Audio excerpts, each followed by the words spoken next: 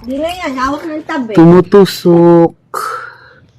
Tusok ng tusok. Hindi, ano to? Usually naman, Mga ganyan din. hindi maiwasan yan.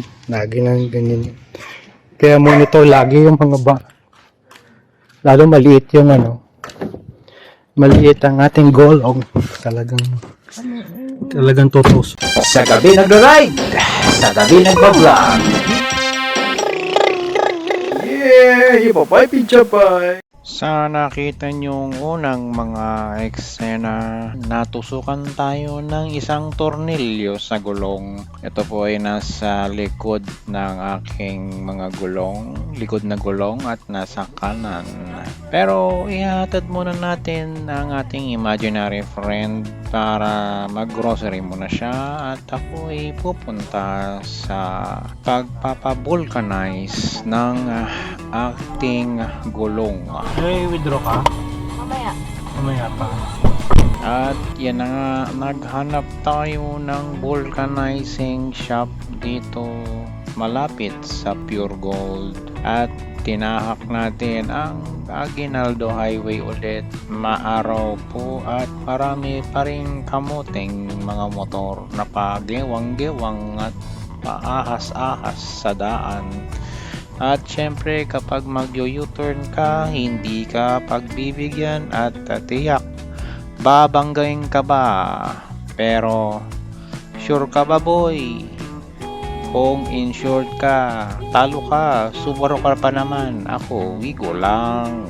At dito na natin nakita ang isang pagawaan ng gulong at bilihan din ng magagandang gulong at rims na pwede nyong i-upgrade. Nagtanong-tanong po tayo para tayo ay makasingit sa mga pumipila ng pagpapagawa. Marami pa, kuya? Marami pa? Oo. Hanggang dyan. Natusok lang? Vulcanize lang? At ayan na nga, pinapasok niya ako dito sa may gilid ng kanilang shop at surprisingly, meron pala silang spasyong medyo malawak-lawak at kasyang-kasya ang ating bigo. At syempre dahil pagawa ng gulong, madaming gulong. Pwede ka rin sigurong makabili ng second hand na mga rim kung gusto mong pampalit lang o pang reserba lang. Nagtanong tayo ng presyo. Ang pagpapavulcanize ng isang gulong ay 200 pesos ng mga oras na yan. Magkano yan, kuya? Pa-vulcanize sa inyo? Magkano pa-vulcanize? 200 dyan. 200. At sinimulan na nga ni kuya iangat agad ang kotse at nilagyan ng sangkalan at doon tumambad na nga at ito ang mga inspection natin dito sa pagpapalit ng ating gulong. At ito na nga ang mga eksena sa pagpapavulcanize ng ating gulong.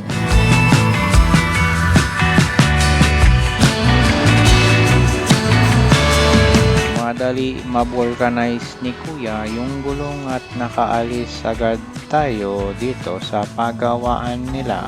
At for sure, uulit ako kung sakaling ma-flat ako at syempre mabisita ko ang kanilang tindahan ng mga rims dahil kaaya-aya at maganda ang mga disenyo nila. Hindi ko lang na-videoan at na-picturean man lang kasi ako ay na-shock dahil sa dami ng choices.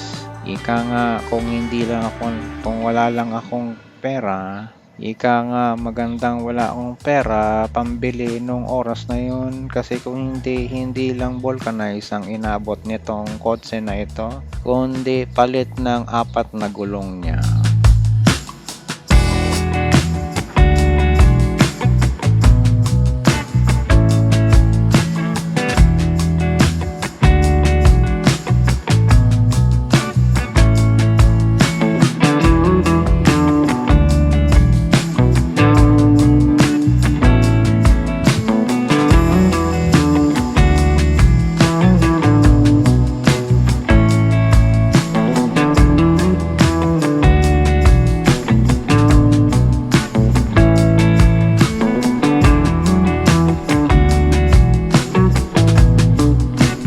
balik agad tayo sa Pure Gold dahil uunahin natin ang pagpapa-grocery at Pure Gold at pagbibili ng ating makakain sa araw-araw. Siyempre, tuloy-tuloy pa rin ang mga sumisingit at pagkakamote ng mga motor. Ewan ko ba kung ano ang mga naiisip ng mga nagmamotor na to at para silang walang preno. Basta may tumigil, singit agad sa kanan at sa kaliwa.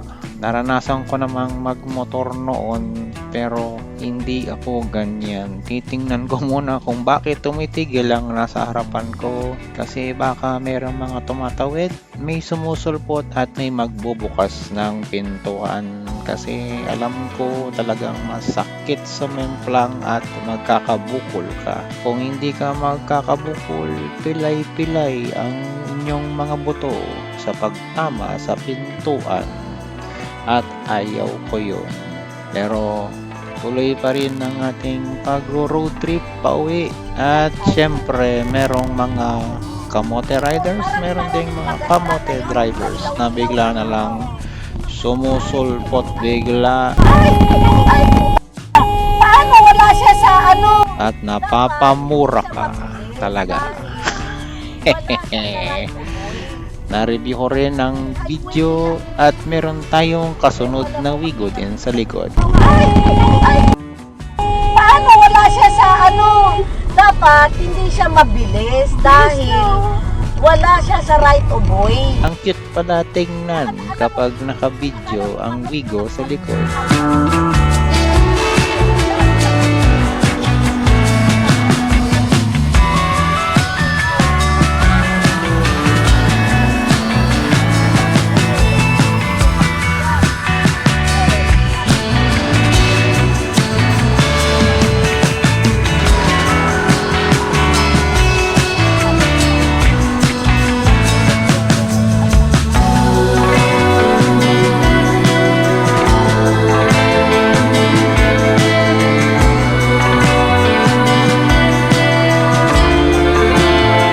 Akala nyo ba dyan lang nagtatapos ang ating video?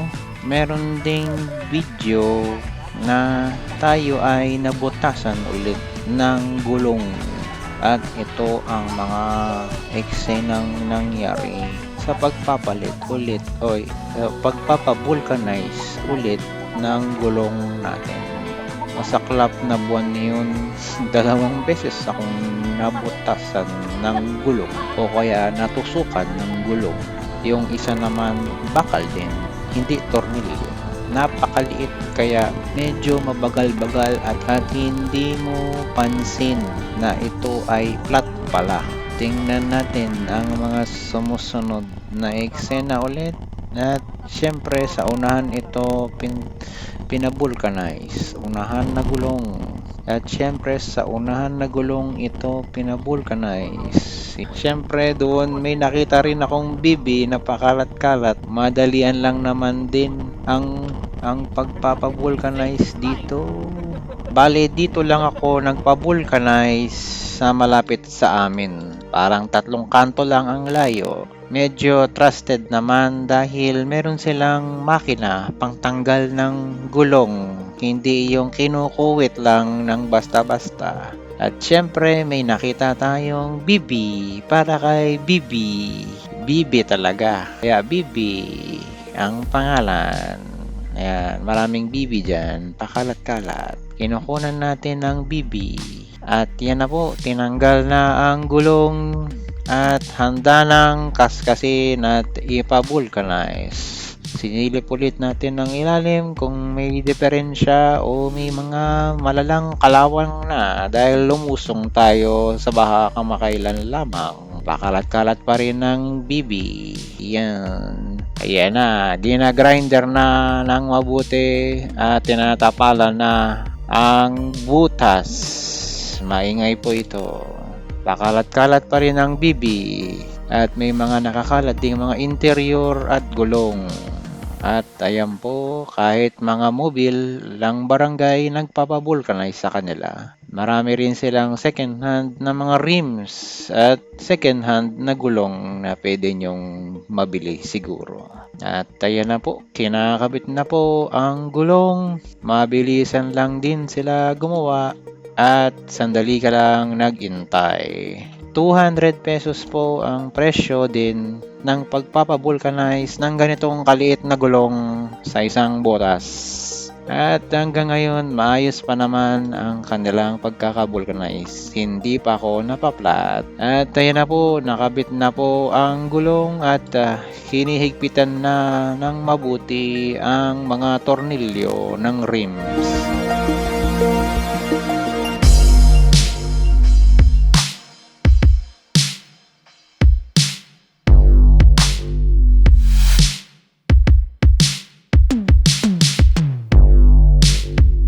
At dyan po nagtatapos ang ating pagpapavulcanize ng gulong. Hindi lang isa, kundi dalawa pa sa isang buwan lamang dahil siguro kung saan-saan tayo napapadpad at natusok ng kung ano-ano ang ating mga gulong.